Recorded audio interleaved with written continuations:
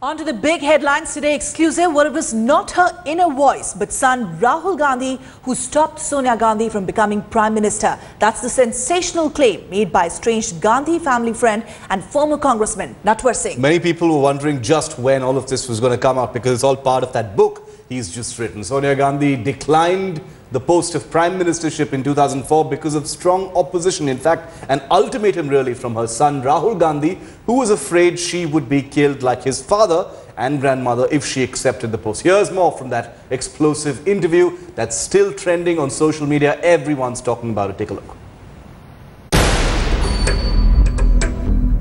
Once the government was formed, you write, Sonia very discreetly monitored the functioning of the most important ministries, displaying a Machiavellian side to her character. How did she do this monitoring? Was it through pull-off strategy? You see, this is normal. She was by then not only UPA chairman, she also had cabinet rank. And obviously Pullup Chatterjee or anybody else couldn't have taken these files without the Prime Minister's approval. And even something as personal as a son not wanting his mother to become Prime Minister because he's scared she'll be killed has to be told to the world? Yes, you read any book on Kennedy, and everything is given in those books about Kennedy because he was a historic figure. And I am a student of history. And we as a country don't have a sense of history. It's our responsibility to make clear how this country is run. Now, if she felt like that, close enough to tell you things, particularly, I'm repeating it again, that there was never a man in her life other than Rajiv Gandhi. That's right. Yeah. You must have been pretty stunned that she didn't give you a chance to explain and defend yourself before she distanced herself from you. No, I was very hurt. I was very hurt indeed. Very hurt indeed. And then from there again, back to us.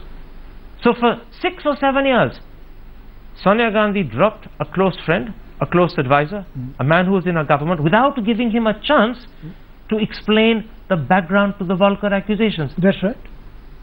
She deemed you guilty without giving you a chance to defend yourself. Yeah, no, I mean, she said so openly.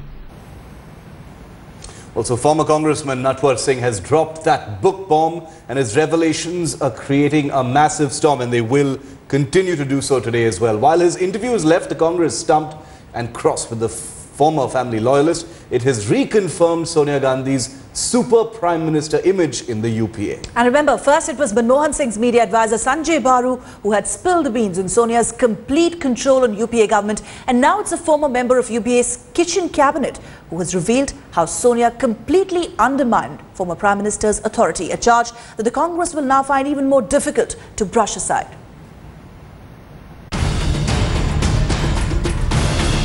Former Prime Minister Manmohan Singh paid second fiddle to Congress President Sonia Gandhi. This popular perception has been reiterated and confirmed, this time by former Foreign Minister Natwar Singh in his exclusive interview to Headlines Today. There was a briefing on issues, and this was not a secret that he would actually meet her and take her views on issues before. And those views would condition quite often the decision the Prime Minister made on important subjects. Indeed. She was by then not only UPA chairman, she also had cabinet rank. And obviously Pullup Chatterjee or anybody else couldn't have taken these files without the Prime Minister's approval. But you're aware that he was taking files to her? Yes, of course. You are aware of it? Of course.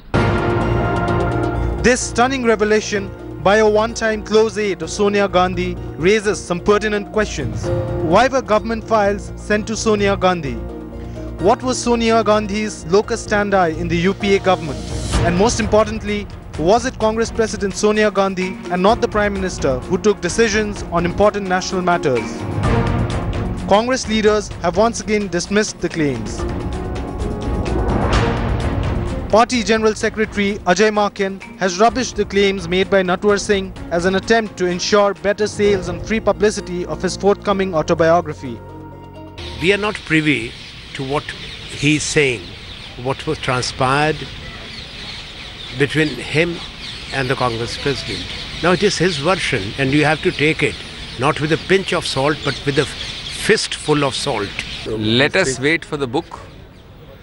And if there is a comment by him, what is there to comment upon a comment? You have to go and ask him.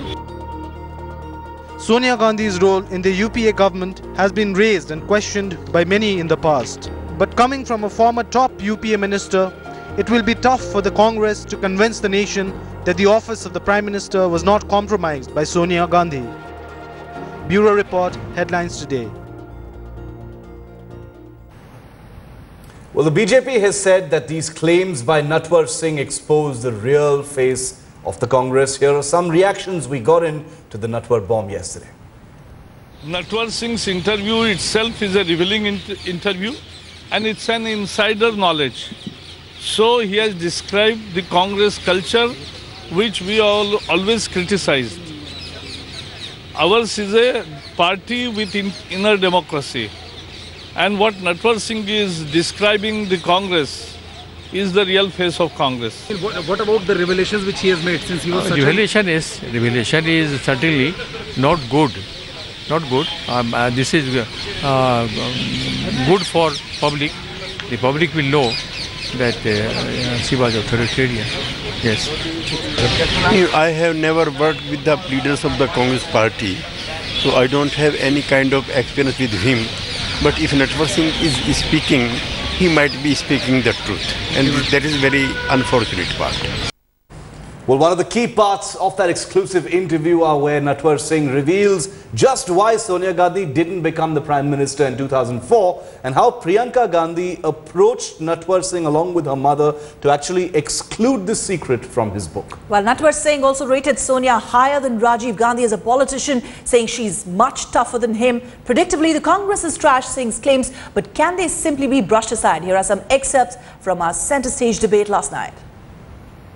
Natwar Singh's explosive book now making national headlines and raising the question, was Sonia Gandhi's supposed renunciation a farce? For the last 10 years in contemporary Indian political history, it has been suggested that the Congress president's inner voice told her that she must not take up the post of the Prime Minister. Now it emerges from this Natwar Singh book and that interview that we've done on Headlines today that there was no inner voice, there was pressure being made to bear by Rahul Gandhi, who said that he would go to any extreme, take any step, threaten dire consequences, gave Sonia Gandhi just 24 hours and pressured her into backing down. Joining us on the centre stage face-off this evening, Editor-in-Chief of India Today Group, Shekhar Gupta. With me, Headlines Today's Executive Editor Javed Ansari tracks Sonia Gandhi and the Congress Party very closely. Siddharth Vardarajan, political commentator and journalist, and Siddharth Nath Singh from the Bharatiya Janata Party. I must tell our viewers that we approached the media cell of the Congress to depute a representative for this show. The Congress chose not to send anyone. They've put out a statement. I'll play that out for you in just a moment. Shekhar, I come to you first. On the question of whether Sonia Gandhi's renunciation was then a farce, how seriously should Natwar Singh's latest claim be taken? See, first of all, I as a political journalist would not describe any act by an active politician as renunciation. She wasn't giving up politics. She was staying on in politics. In fact, she was going to be the most powerful person in that government. So I think renunciation is a heavy word that some people invented at that point of time. I would never use it. I think she took a political decision. Now, the question now is, what inspired that political decision? Was it her judgment?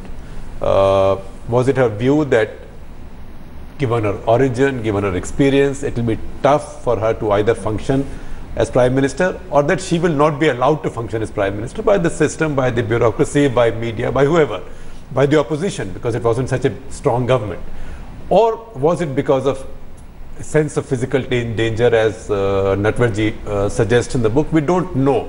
But whichever way you see it, it was a well thought out political decision. It could be cynical, it could be tactical, it could be tactical, strategic, moral, whatever. But physical, so far, we had not thought of. So the implication there that maybe it was also inspired, or it was also sort of caused by a sense of physical danger, I think is a significant one. No, but this is also pressure coming from Rahul Gandhi, a son who says he doesn't want the mother to become Prime Minister under any circumstances. Why? Because it does sound like, if you do a close reading, it does sound like that pressure also came because he was concerned about her safety. Her safety. Now, look at it from another point of view. A country like India, a large democracy like India, a strong, powerful country, you know, we must be passing through very sad times if topmost public figures in this country are not sure of their security. So whether it was justified or not justified is a different issue. There can be a debate on that. But the fact is that a new dimension has now been opened to that decision, because her apologists or her supporters called it renunciation. Many others said that maybe she just got, I mean, her opponents said she chickened out, and her really tough opponent said, no, this was all well thought out. She planted a dummy as Prime Minister so she could run the government from behind. Because now we have... Which she did in her second term. But I would not say it was a renunciation which has now been exposed as a politically cynical thing. So Natwar Singh, what is the BJP making of these explosive revelations? The fact that it might not have been an act of renunciation. Her inner voice telling her, but instead pressure from the son telling the mother, you can't take up this job.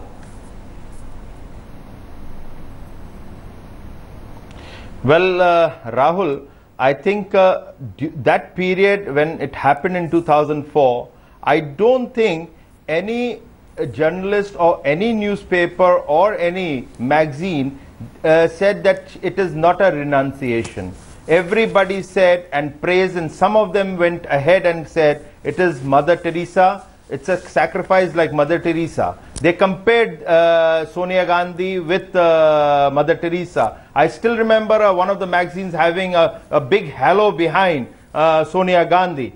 But all this has happened. Now the key thing is, what Shekhar was saying is that it could be for variety of reason, not able, inexperience, security, blah, blah, blah, all those things. But the fact is, that was not the reason. Any reason could have been there. But the reason given to the public and to the people of this country was that it is my inner voice and we are not running after a Prime Minister's post. So that is very important that the country comes to know from Natwar Singh's book and the interview which happened today on your channel.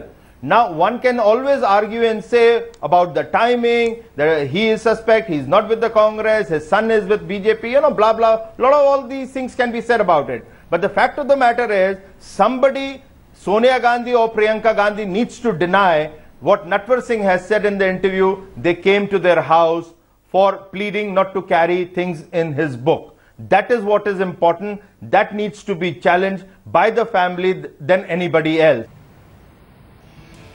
And you can read the exclusive extracts of Natwar Singh's new book in the latest edition of India Today that's hitting stands this Friday. And Natwar Bomb is the top trending hashtag on Twitter for over 12 hours now. We invite your reactions. Join the conversation all day today as we get more political fallout of the big Natwar Singh interview. You can join the conversation all day. Use the hashtag Natwar Bomb and participate.